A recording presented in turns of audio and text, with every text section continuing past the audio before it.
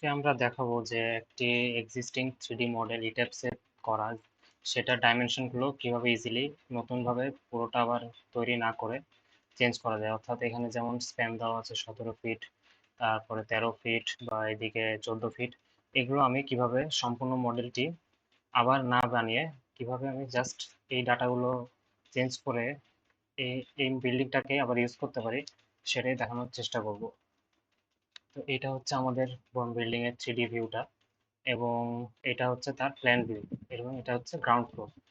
এবং এখানে একটা জিনিস দেখতে পাচ্ছি, যদি ফার্স্ট ফ্লোরে যাই, এখানে কিন্তু কোনো কলাম নেই, এখানে জাস্ট একটি ওভারহ্যাং বা ক্যান্টিলিভার পোর্শন আছে এবং এখানেও একটি আছে।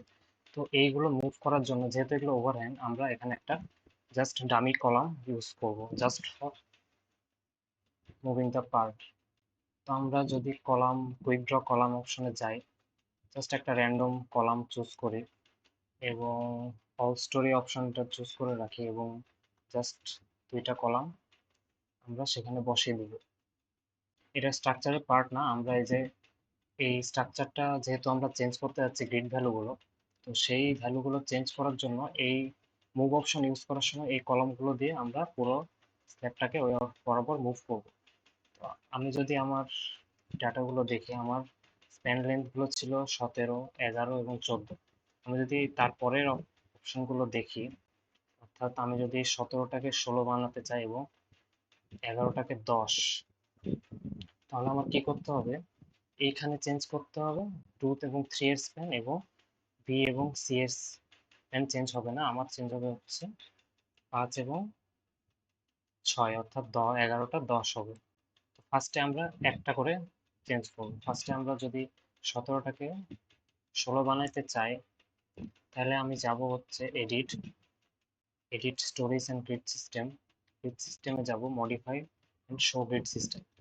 আমি দিব হচ্ছে display grid data as spacing, এবং এইখানে যে 17 আছে ভ্যালুটা, এই ভ্যালুটা আমি চেঞ্জ করে 16 করে দিচ্ছি। ওকে,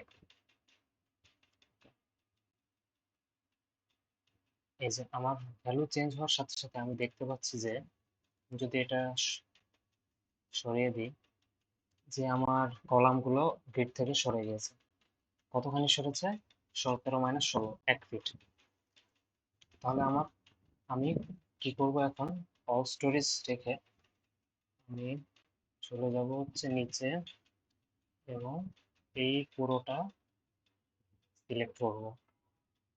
যেইটুক আমার এগুলো সিলেক্ট করছি না, কারণ এগুলো এগুলোর গ্রিড পয়েন্ট গ্রিডে আছে, কলামগুলো গ্রিড পয়েন্টে আছে, তার সেন্টারগুলো গ্রিড পয়েন্টে আছে। আমি জাস্ট যেগুলো শিফট হয়ে গেছে সেগুলো সিলেক্ট করে কন্ট্রোল এম, অথবা এডিট অপশনে গিয়ে আমি যাব হচ্ছে মুভ জয়েন্টস। এবার আমি ইচ্ছা করলে আমি এখানে ম্যানুয়ালি ভ্যালু দিতে পারি, অথবা আমি চাইলে পিক 2 পয়েন্টস অন মডেল, অর্থাৎ আমার কোন পয়েন্ট থেকে কোন পয়েন্টে সরবে। আমার সরবে হচ্ছে, যদি জুম করি, তাহলে আমার সরবে হচ্ছে এই পয়েন্টটা সরবে বামে। তাহলে আমি এই পয়েন্টটা সিলেক্ট করব এবং সেকেন্ড পয়েন্ট এটা সিলেক্ট করব, এই যে 1 ফিট। ঠিক আছে, -1 মানে বাম দিকে সরছে তাই, এবং আমি অ্যাপ্লাই করে দেবো। ওকে, আমার একটা গ্রিড চেঞ্জ করা হয়ে গেছে। এবার আরেকটা ভ্যালু ছিল হচ্ছে 11 ফিটটা হবে 10 ফিট, অর্থাৎ এইটা। এটাও সিমিলারলি আমি যদি এটির যাই, grid data point, sorry, edit storage and greed system, modify. এবার হচ্ছে আমার 11 ফিট যেটা ছিল, এইটা হবে হচ্ছে 10, এবং ওকে। এখন দেখতে পাচ্ছি আমার খালি এই পার্টটা চেঞ্জ হয়েছে। তাহলে আগের মতোই আমি আবার এই পার্টটা সিলেক্ট করব। অবশ্যই অল স্টোরেজ সিলেক্ট অপশন থাকতে হবে, নাহলে জাস্ট আমার এই প্ল্যান ভিউটা চেঞ্জ হবে, পুরো এলিভেশন চেঞ্জ হবে না। এবং আবার কন্ট্রোল এম দিয়ে মুভে যাচ্ছি আমি আগের মতোই। এবারও 1 ফিট আমার চেঞ্জ হয়েছে এবং বামে যাচ্ছে। যদি সন্দেহ থাকে আমি আবার পিক টু পয়েন্টস করি, এই পয়েন্ট ধরি এবং এটা এখানে আসবে। এই যে ফিটি হচ্ছে, ঠিক আছে আমাদের, আমি অ্যাপ্লাই করে দেবো। ওকে, এবার যদি থ্রিডি ভিউটা দেখি,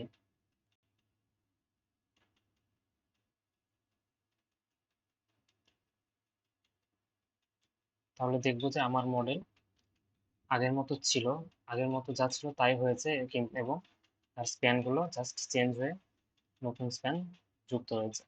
এবার আমি আমার অপ্রয়োজনীয় কলামগুলো ডিলিট করে দিতে পারি, অর্থাৎ যেটা যেটা আমি আমার প্রয়োজনে এনেছিলাম, এটা ডিলিট করব এবং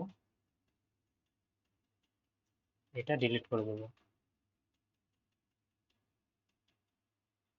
তাহলে আমার নতুন মডেল তৈরি। এবং এই পদ্ধতির সুবিধাটা হচ্ছে আমার আগের মডেলে যেসব লোড অ্যাসাইন করা ছিল এবং যেসব সেকশন ছিল সেগুলো কোনো কিছুই চেঞ্জ করা নতুন করে লাগছে না। ধন্যবাদ।